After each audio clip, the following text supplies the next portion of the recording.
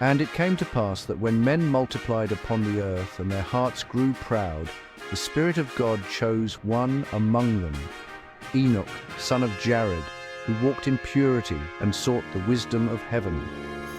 In the days of the watchers and the corruption of the world, Enoch was taken in spirit and carried upon the wings of the wind. The veil of the world was lifted, and he beheld the works of the Most High, the secrets of the firmament, the courses of the stars, and the breath that gives life to all creation. I saw the treasuries of all the winds, said Enoch, and the paths of the angels. I beheld the end of the earth, and above it the firmament of heaven. Mountains of fire rose before him, and the deep foundations of the earth shone like crystal. He saw the storehouses of snow and hail, the fountains of the great deep, and the spirits that govern frost, rain, and cloud. Uriel, the angel of wisdom, stood beside him and said, Behold the chambers of the sun and moon.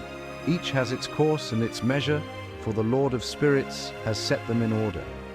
He saw the sun's chariot of flame, the moon's pale light drawn from the sun and the stars, living fires bound to divine laws.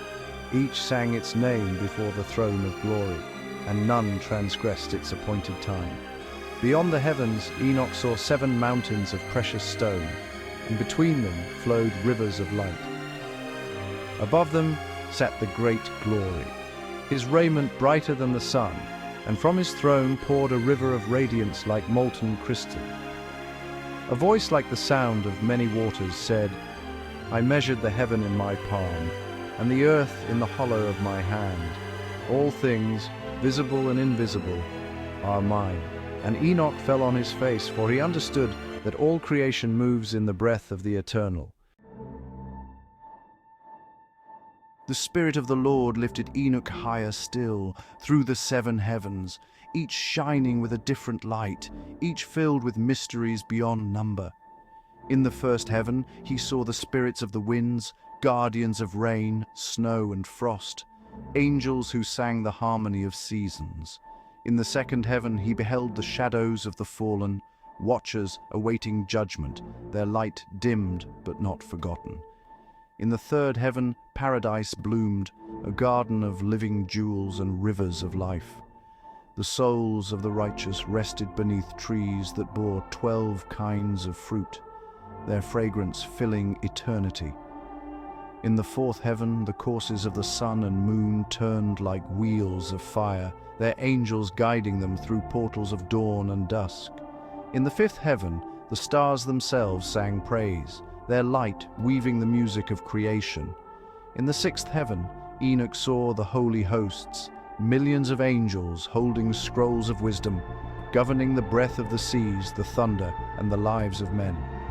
In the seventh heaven all was flame and glory. The throne of the great glory shone brighter than 1,000 suns.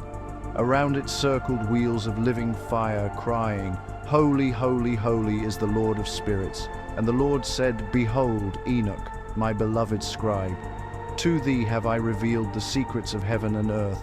Write them for the generations to come, that they may know that my mercy endures forever.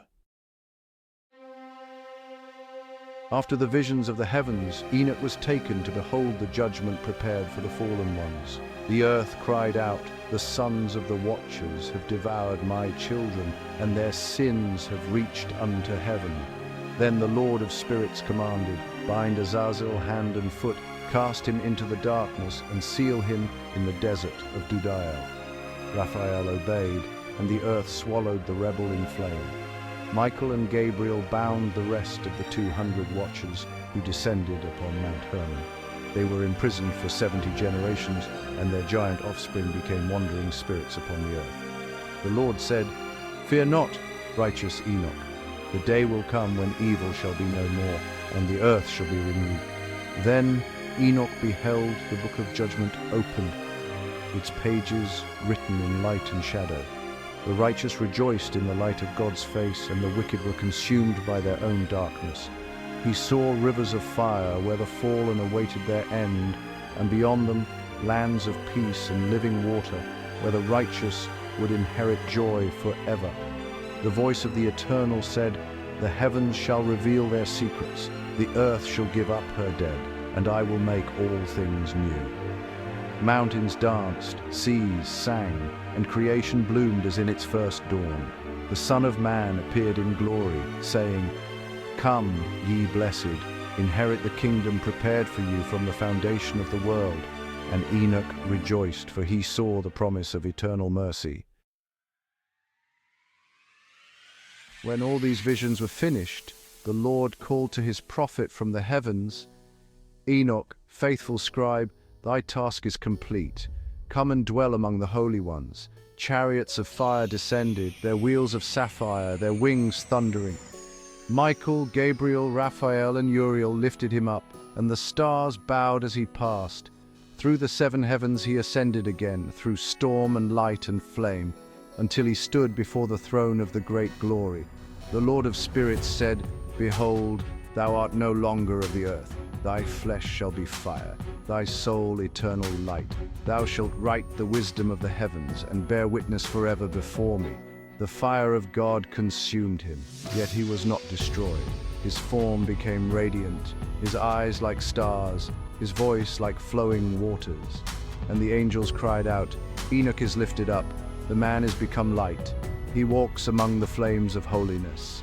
The Lord called him by a name that only the angels could speak, and seated him beside the river of eternal wisdom, where he writes the mysteries of heaven for all ages. And Enoch walked with God, and he was not, for God took him. From that day forth his dwelling was among the holy ones, a watcher of light, keeper of the chronicles of the righteous, until the day when heaven and earth are made one again. The Lord of spirits will cause the righteous to dwell in light, and their joy shall have no end.